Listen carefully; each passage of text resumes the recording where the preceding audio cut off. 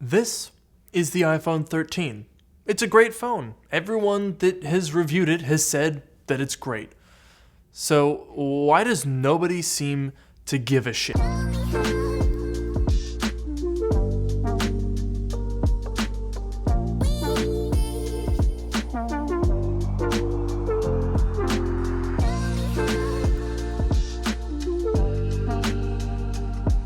Today's video is sponsored by ESR Gear and their new HaloLock system that's built to work with Apple's MagSafe.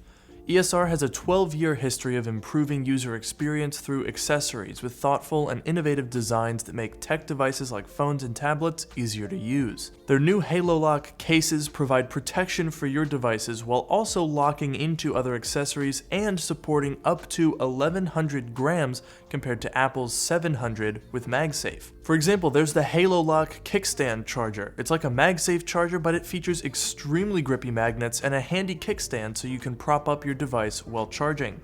Similarly, the HaloLock car charger offers incredibly strong grip so you can wirelessly mount your phone to your dash with no need to worry about wires. Seriously, this stuff is so much grippier than MagSafe, it's kind of ridiculous. And the kickstand charger gives you the ability to, actually use the phone while it's charging. Imagine that. ESR Gear's HaloLock accessories are well built and make an affordable alternative to MagSafe. Plus, now you can save 10 to 20% using my links in the description, and you can even enter to win an iPhone 13 for yourself. So check out the links in the description below for that.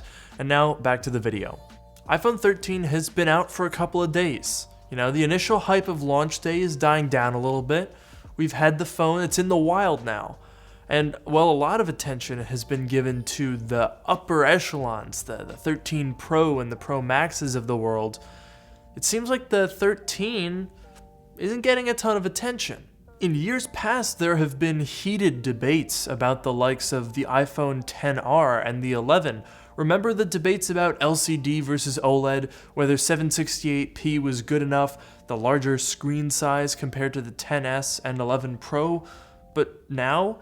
Well, now there's not all that much to talk about. Compared to the 13 Pro, we're missing a lens, opting for aluminum instead of stainless steel rails. We miss out on some extra battery life and ProMotion on the display. But apart from that, it's a very similar phone. We even have the same base storage now, 128 gigabytes. The iPhone 13 lives somewhat in the shadows as far as flagship iPhones go. A few days ago, I ran a poll on my community tab to see which of the iPhone 13 lineup you guys were most interested in, and, well, it was a bloodbath. 67% of you chose the pricey Pro lineup, 19% chose the Mini Gang, and just 14% thought the 13 was the right choice. This is legitimately so surprising. The 13 nails its wide audience niche so well, but this audience wants nothing to do with it. So why does it exist at all? Is it just to offer a cheaper price point for the newest phone while they still sell some of the older ones? Is it for younger people, for first-time iPhone buyers? Perhaps. But I think something else is going on here. Apple offers a plethora of iPhones now. Unlike the days of yore when one iPhone was released and everyone scrambled to cover this one new phone, you can pick and choose from a whopping 8 different iPhone models now. They range from the iPhone SE at $400 and hit nearly every single price point up until $1,100. It's a truly dramatic scale, the likes of which Steve Jobs' one annual iPhone never saw. Sure, yes, under Jobs, Apple did sell previous iPhones, but it was usually 1 or 2, and there was only ever one new announcement, compared to 4 different iPhone 13s that we now have. But I do want to make an amendment to what I just said. See, I called the iPhone lineup a scale, but what it really is a ladder. A semantic difference, maybe, but the purpose of a ladder is to climb.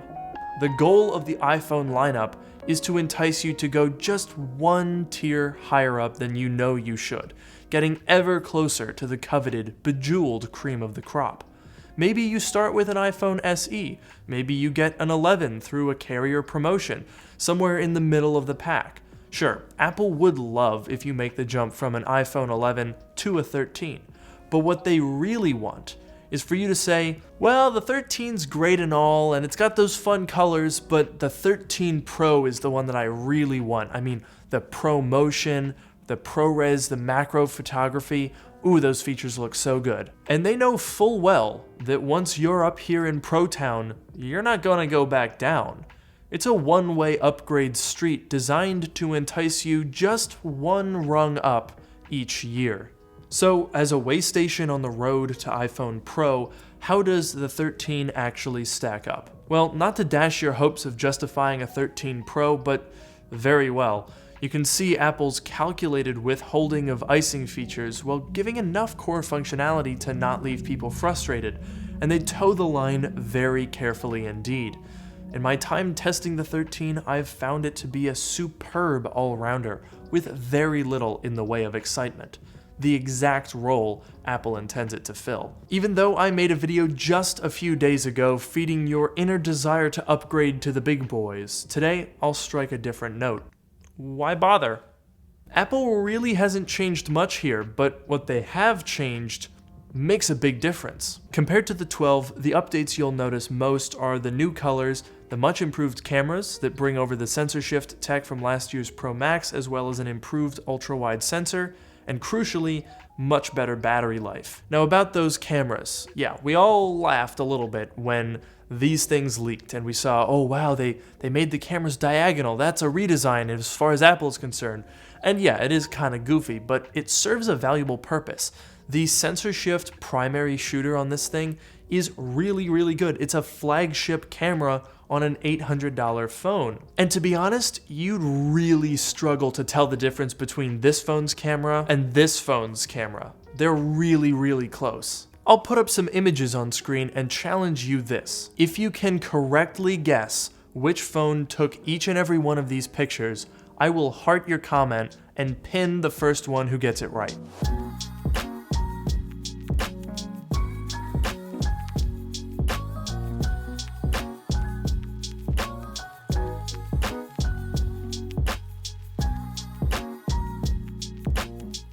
Good luck with that, because I took those pictures, and the only way I can tell them apart is by looking at the EXIF data, so have fun with that. The cameras on this phone are absolutely fantastic, and it really doesn't feel like you're missing out on that many camera features. Sure, we have one less lens, we can't shoot ProRes, and there are some subtle differences, especially between the ultra-wide and night mode photos, but by and large, you don't really feel like you're using a basic camera system here, right? We still have access to cinematic mode, and you'll have plenty of battery life to enjoy all of that because the battery on this is finally fixed.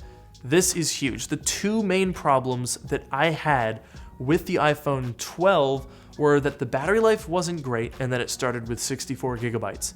Both of those issues have been resolved now, which make this an even better choice.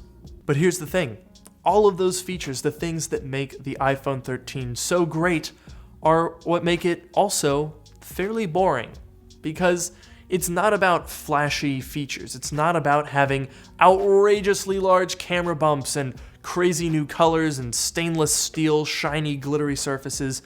It's about offering really good value, but nothing too crazy.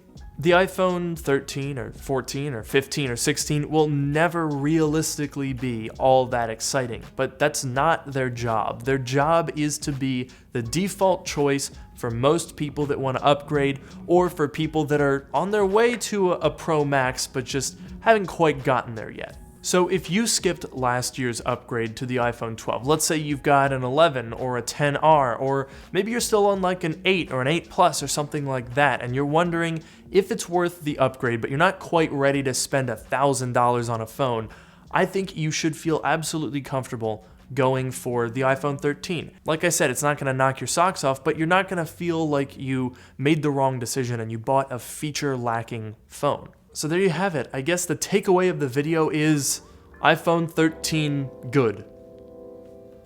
That's about it. Like, comment, subscribe. See you next time.